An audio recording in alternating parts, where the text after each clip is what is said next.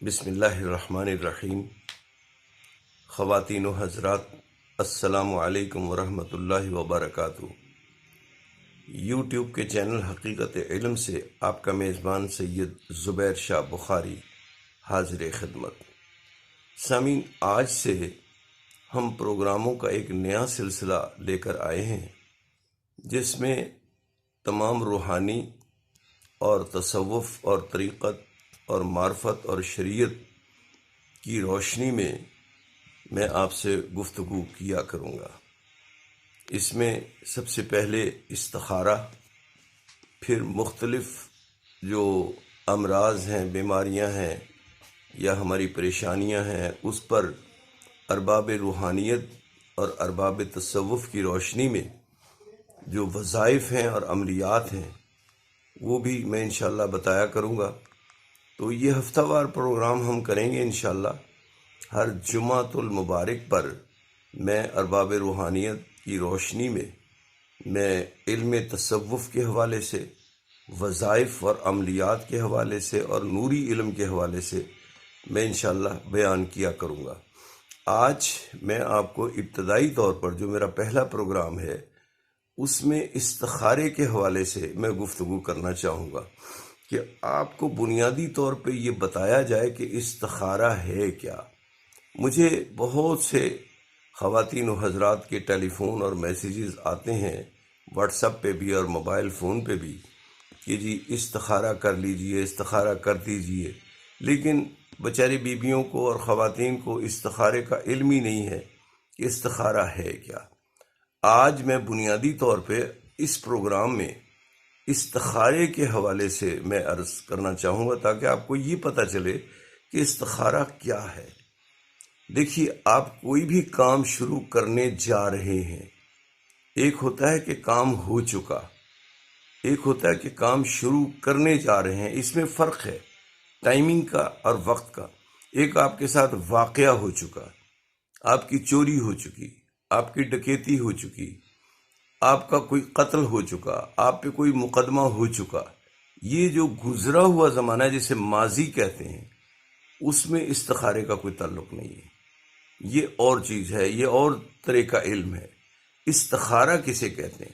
کوئی آپ پروگرام کرنے جا رہے ہیں، مثلا آپ کسی سفر پہ، لمبے سفر پہ جا رہے ہیں، ان کنٹری یا آؤٹ آف کنٹری، یا آپ اپنے بچے یا بچی کی شادی کا کوئی ارینجمنٹ کرنے جا رہے ہیں، کہیں رشتہ ہونے والا ہے۔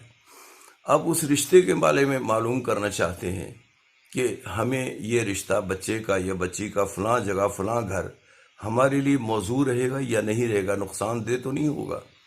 دیکھیے، یہ اس میں اللہ رب العزت سے صرف مشورے والی بات ہے کہ ہم اپنے رب سے، چونکہ ہمارا رب، ہمارا الہ، ہمارا معبود ہے، وہ زیادہ بہتر تمہارے لیے جانتا ہے اور تمہارے لیے زیادہ بہتر فیصلہ کر سکتا ہے۔ آپ کوئی کاروبار کرنا چاہ رہے ہیں، کوئی بزنس کرنا چاہ رہے ہیں، تو آپ اللہ رب العزت سے مشورہ کر لیں، آپ پوچھ لیں کہ بھئی اے رب کریم، ہمیں آپ یہ بتائیے کہ ہم یہ کاروبار کرنے جا رہے ہیں یا جاب کرنے جا رہے ہیں یا بزنس کرنے جا رہے ہیں۔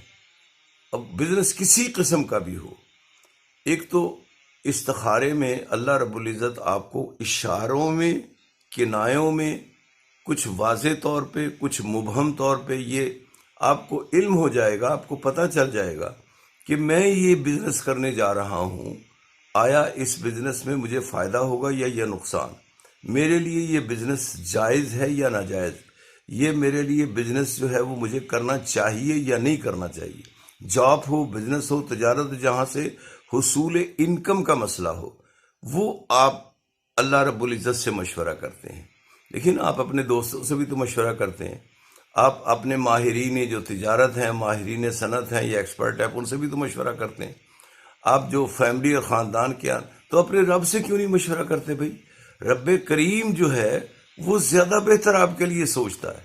تو اس لیے اللہ رب العزت کے فیصلے اور اللہ رب العزت کی طرف سے جو اشارے، کنائے، مبہم ہو یا واضح ہوں، اس کو فالو کیجیے۔ اسی طرح آپ کوئی، جیسے میں نے کہا ابھی، کہ آپ کوئی سفر کرنا چاہتے ہیں، آپ کہیں شادی کرنا چاہتے ہیں، یعنی کوئی کسی قسم کا بھی کوئی پروگرام، آپ ایجوکیشن کے لیے، اب ہائر ایجوکیشن کے لیے آپ نے اپنا تعین کرنا ہے کہ میں نے گریجویشن کرنی ہے، بی اے کرنی ہے، LLB کرنی ہے، میں نے B.Ed کرنا ہے، یا کون سی لائن میں نے اختیار کرنی ہے. اس کے لیے بھی آپ استخارہ کروا سکتے ہیں. گھر کے اندر آپ کے کوئی تنازعات یا جھگڑے یا کوئی فساد یا کوئی پرابلم کریٹ ہو جاتی ہے، میاں بیوی کی ہو جاتی ہے، اس میں بھی آپ اللہ رب العزت سے پوچھ سکتے ہیں. استخارے کا بنیادی مقصد یہ ہے کہ آپ اپنے رب کو، اپنے الہ کو، اپنے معبود کو جو تمہارا خالق و مالک ہے، اس کو اپنے مشورے میں شامل کر لیں. اور مشورہ میں شامل کرنا جو ہے اسے استخارہ کہتے ہیں.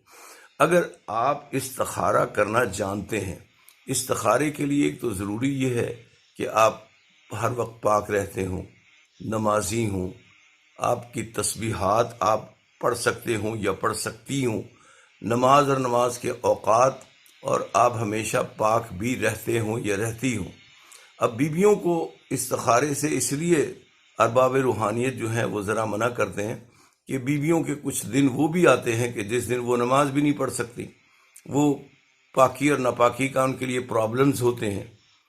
تو اس لیے ذرا بیویوں کے لیے ذرا معاملہ کم ہے. مرد جو ہیں وہ جو اس علم سے واقف ہیں، روحانیت کے ذرا قریب ہیں، وہ کسی نہ کسی مرشد اور پیر اور رہبر و رہنما سے ان کی نسبت ہے، اور پاک دامن اور پاک بھی رہتے ہوں تو وہ بھی کر سکتے ہیں. لیکن اگر آپ نہیں کر سکتے تو کسی بھی عالم سے، کسی بزرگ سے، کسی مرشد سے. مجھے بہت سے لوگ کہتے ہیں، بہت سی بیویوں کے ٹیلی فون آتے ہیں کہ جی آپ ہمیں استخارہ کر دیجئے، لیکن ان بیچاروں کو یا بیچاریوں کو استخارے کا علم ہے نہیں. کچھ واقعات پیچھے جی ساڑی چوری ہو گئی ہے تو ہمیں بتائیں. اب استخارہ اس کام کے لیے تو نہیں ہے کہ آپ کی چوری بتائی جائے. تو اس لیے آپ مجھے جب بھی استخارے کے لیے کہیں تو آپ مستقبل کے فیوچر کے پروگرام کے لیے کہیں. تو انشاءاللہ میرے یہ پروگرام جو ہیں آپ کو یقیناً پسند آئیں گے اور آپ کی معلومات میں اضافہ ہوگا. جن لوگوں کو یہ میرا پروگرام، یہ میرا سلسلہ جو ہے وہ پسند آئے، انہیں چاہیے کہ وہ مجھے لائک بھی کریں، میرے اس پروگرام کو شیئر بھی کریں اور سبسکرائب بھی